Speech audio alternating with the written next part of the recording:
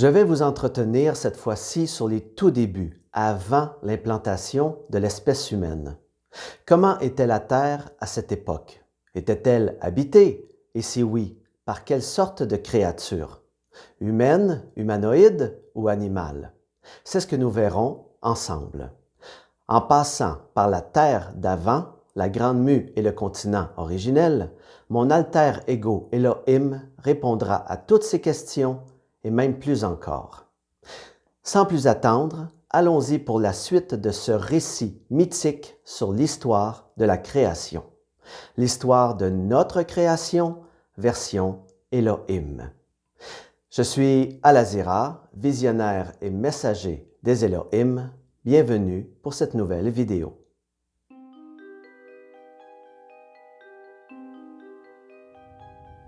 Il y a de ça très longtemps. Un appel fut lancé dans une partie lointaine de la galaxie. Il consistait à participer à une expérience hors du commun, celle de créer un substitut, une descendance en tout point égale à son créateur, afin que le moment venu, il puisse y avoir passation du pouvoir. L'un, Elohim, retournant à son point d'origine, et l'autre, Elohim nouvellement réalisé, reprenant le flambeau afin de poursuivre l'œuvre de ses pairs.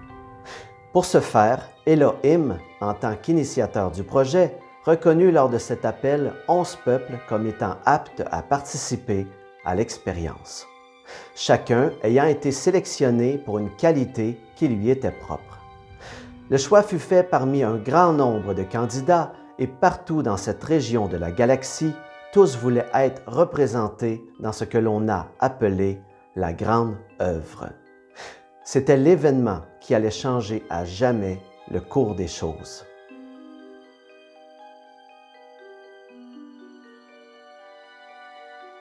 Au début, la grande œuvre était parfaite. Elle consistait en la création d'une entité biologique jamais encore inégalée, prenant naissance d'une fécondation opérée en laboratoire à partir de cellules souches pures et non altérées.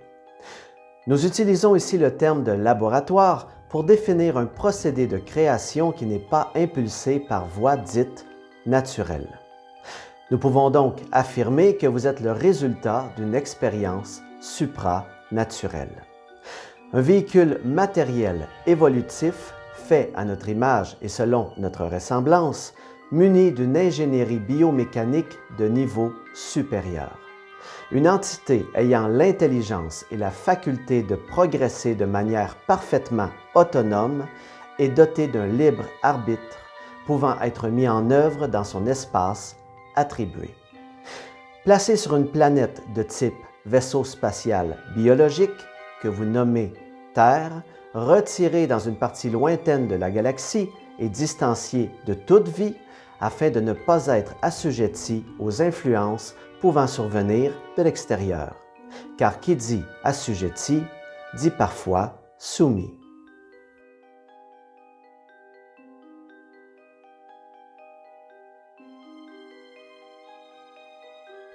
Cette création exceptionnelle fut implantée dans un environnement protégé, parfaitement conditionné selon ses besoins et les besoins de l'expérience. Le but étant de donner naissance à un substitut qui, le jour venu du point zéro, devait agir au nom des Elohim afin qu'il puisse réintégrer l'espace originel. Dans mon premier livre, Le Messager, le Nouveau Monde, il est écrit « Vous représentez pour nous la mémoire génétique non altérée de nos pères disparus. Vous êtes en quelque sorte nos enfants, notre création divine. Comme tout père et toute mère, nous avons à cœur la réussite de notre descendance. Par le biais de votre adhésion, si je peux m'exprimer ainsi, nous aurons la satisfaction de voir le fruit de notre création, faire amende honorable dans les hautes sphères de la conscience supérieure, en l'occurrence ici, l'espace originel, en représentant notre peuple. Nous pourrons ainsi espérer retrouver un jour, grâce à votre aide, l'intégralité de notre structure originelle. » Dans mon deuxième livre, Le Message transmis par nos créateurs, il est également écrit « Il est vrai que l'être humain est le fruit d'une expérience. Une expérience certes, mais ô combien extraordinaire. Une expérience si exceptionnelle, qu'il nous est tout simplement impossible de la définir, de la qualifier avec de simples mots. Absolument rien de ce que je pourrais dire maintenant n'est en mesure d'exprimer le niveau magistral d'ingénierie biotechnologique. J'utilise ici des termes pour essayer d'expliquer une science qui ne peut être explicitée par des mots, se rapportant à l'être humain. Son enveloppe physique, matérielle, compte parmi les plus perfectionnées qui n'ont jamais été créées à ce jour en laboratoire. Le corps humain est un véhicule exceptionnel, qui a été conçu non seulement pour soutenir l'évolution, mais également pour permettre à l'amour d'explorer une nouvelle forme d'expression. Vous êtes donc, et ce, sans l'ombre d'un doute, le produit d'une très haute intelligence, et faites partie des chefs d'œuvre de la création.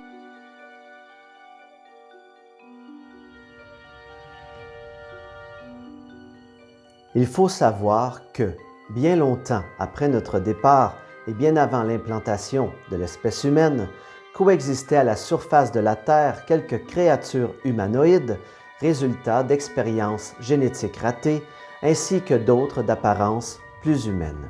Des sortes de survivants d'un temps révolu qui, pour subsister, faisaient obstacle à toute forme d'humanité. Sans aucun jugement de notre part, nous pouvons affirmer qu'ils étaient plus près de l'animal sauvage que de l'humain. Ils étaient parvenus à s'adapter, nous ne savons trop par quel miracle, à une atmosphère toxique qui avait subi de nombreux bouleversements suite à des destructions massives répétées.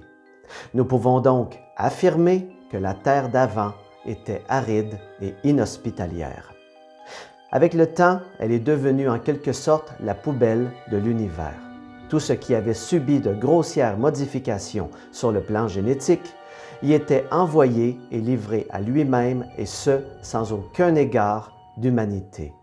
Devant survivre dans un monde à l'agonie et en combat perpétuel, les habitants s'arrachaient la moindre petite parcelle de terre et bouchée de nourriture. Certains peuples avaient mis à profit cette situation déplorable afin d'orchestrer toutes sortes de manipulations génétiques et ainsi soumettre plus facilement une partie de la population à une sorte d'esclavage. Car si la surface de la planète était en très mauvais état, les sous-sols regorgeaient toujours de nombreux minéraux essentiels tels que l'or. L'or étant reconnu de par ses propriétés spirituelles et non matérielles. Surnommé d'ailleurs, métaphoriquement dans notre jargon, le sang des dieux, puisqu'il permet, avec le savoir qui y est rattaché, de faire la lecture de certaines strates inférieures de l'espace originel. Cela facilite, entre autres choses, à prendre le pouls de l'univers afin de poser l'action juste au moment juste.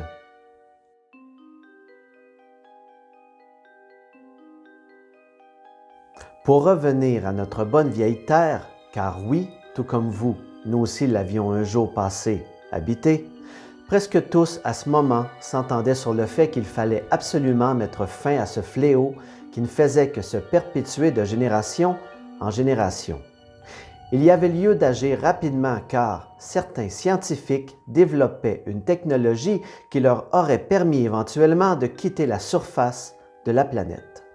Si le fléau que nous arrivions encore à contenir sur la Terre était déjà affligeant, s'il devait se propager tel un virus incontrôlable au-delà de la surface terrestre, le résultat serait désastreux et à ce moment, personne ne pourrait plus l'arrêter. Il fallait donc agir en urgence. Les Elohim se sont donc prononcés. Puisque personne ne veut s'en charger, mais que tous sont d'accord que cela ne peut perdurer, nous prenons le mandat de l'élimination de ce fléau. Nous le ferons sous une seule et unique condition. Après la mue, lorsque la terre aura repris le souffle de la vie, nous demandons qu'elle nous soit remise afin que nous puissions y implanter le fruit de notre création. Presque tous les peuples de la Grande Fraternité ont bien sûr accepté la condition des Elohim. C'était très peu payé pour libérer une conscience qui s'était effritée par le temps.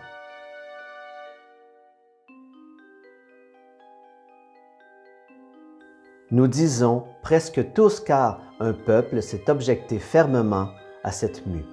Il s'agissait du peuple qui avait conçu et transmis précédemment l'élixir ADN aux éternels Elohim. S'il avait presque réussi à développer un élixir d'immortalité, plusieurs cobayes qui avaient volontairement ou non participé à son élaboration avaient dû subir les retombées négatives à la création de cet élixir. Certains d'entre eux avaient été envoyés sur Terre pour y être soit observés, voir comment l'élixir évoluait dans le temps, ou simplement pour être livrés à eux-mêmes. Un petit nombre parmi ces cobayes avait d'ailleurs été récupérés et travaillaient, en échange d'un peu de nourriture, dans les entrailles de la terre à la recherche du fameux sang des dieux. Sang qui coulait toujours dans les veines d'une planète trouée de galeries et de souterrains lugubres et obscurs, où seuls les désespérés s'y aventuraient encore. Cette tragédie était connue de tous, mais personne, encore une fois, n'osait s'y opposer. Car si opposition il y avait eu, une action devait inévitablement s'en suivre. Et aucun ne voulait prendre la charge de cette responsabilité. Au regard des Elohim, l'élimination de cette sous-humanité était devenue inévitable et nécessaire. Une telle décision était perçue au sein de la grande fraternité tel un acte de charité. D'aucuns ne pouvaient accepter qu'une telle violence et souffrance soient encore vécues, perpétrées de génération en génération, et peut-être même exportées au-delà de l'espace restreint. Il fallait donc agir sur le champ. La grande mue fut alors commandée.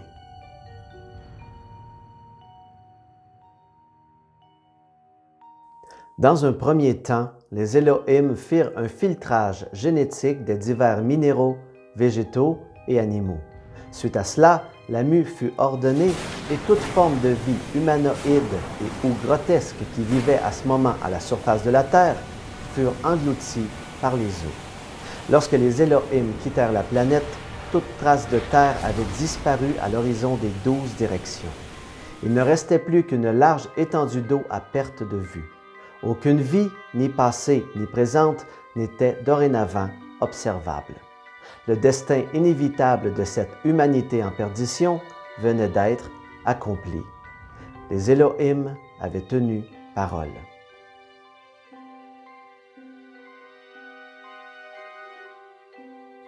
Suite à la grande mue, la planète fut mise en quarantaine. Une période de régénérescence devait être respectée avant de même pouvoir espérer reformer une nouvelle surface habitable. Durant cette transition, les Elohim affinèrent leur capacité à recréer la vie et à reformuler un nouvel élixir. De nombreux allers et retours furent faits pour s'assurer de la validité de la planète, c'est-à-dire voir si elle était physiquement et vibratoirement disposée aux changements à venir. Puisque tout semblait s'accorder en ce sens, le processus de restructuration fut amorcé. Dans un premier temps, les Elohim firent émerger la Terre et recréèrent une nouvelle atmosphère. Par la suite, les minéraux, végétaux et quelques formes animales primitives, telles que les insectes, larves, poissons, etc., furent créés par impulsion intelligente de vie. Cette combinaison de mots, impulsion intelligente de vie, est très importante. Elle permet de comprendre que lors d'une création, nous impulsons une énergie créatrice et nous laissons ensuite la vie s'exprimer par elle-même suivant la ligne directrice définie au départ. Ce qui revient à dire que tout le nécessaire à l'épanouissement et l'émancipation naturelle de la planète fut mis en place. Les Elohim ont recréé un tout nouvel écosystème en parfait accord avec le but souhaité, c'est-à-dire l'implantation éventuelle de l'espèce humaine. Nous pouvons donc affirmer que l'environnement terrestre a été façonné de toutes pièces et que tout ce qui s'y trouve a été mis en place pour accompagner l'expérimentateur humain durant son cheminement d'évolution. Nous désirons ouvrir ici une parenthèse pour dire ceci. Certes, tout le vécu à travers le voile de l'expérimentateur humain est bien réel dans sa réalité. Mais vu derrière la lunette du Créateur, rien ne l'est, et rien ne reste, à l'exception du fruit de l'expérience, qui lui ne cesse d'exister. Pour revenir à la terre, tout était maintenant prêt pour accueillir la création. À ce moment, pour les éternels Elohim, la suite ne pouvait être que prometteuse.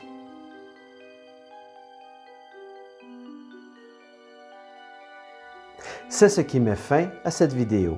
Si vous avez apprécié son contenu, ce qui va suivre ne peut que vous captiver, voire vous inspirer. Une nouvelle version, nous dirons, moins allégorique et peut-être plus actuelle du Jardin d'Éden, vous sera proposée. Que vous y adhériez ou non, une chose est certaine, elle ne vous laissera pas indifférent. Merci de vous abonner à ma chaîne. Si cela n'est pas encore fait, likez, commentez et partagez.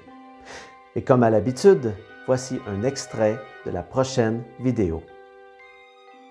C'est à la base d'un volcan endormi que leurs pieds ont foulé pour la toute première fois le sol de la terre qui allait devenir plus tard la terre d'Éden. Au cœur du cratère se trouvait un lac cristallin d'une profondeur insondable d'où jaillissaient des cascades étincelantes. Elles alimentaient un cours d'eau à la dimension d'un fleuve qui lui-même se subdivisait en 4 directions afin de relier ce lieu exceptionnel à l'entièreté du continent. Les Elohim fit pousser du sol des arbres de toute espèce, aux feuilles chatoyantes, agréables à voir, et des fruits bons à manger. Que dire de cette magnificence, d'une pureté et d'une beauté insoupçonnées, voire presque énigmatique, surnaturelle. Se tenir en ces lieux, équivalait à dire, être au paradis. Les Elohim observèrent durant un long moment leur création, et satisfaits du résultat, se sont alors exclamés, le Jardin d'Éden, ce sera ici. Je suis Al-Azira, visionnaire et messager des Elohim. On se retrouve bientôt pour la suite de cette formidable aventure.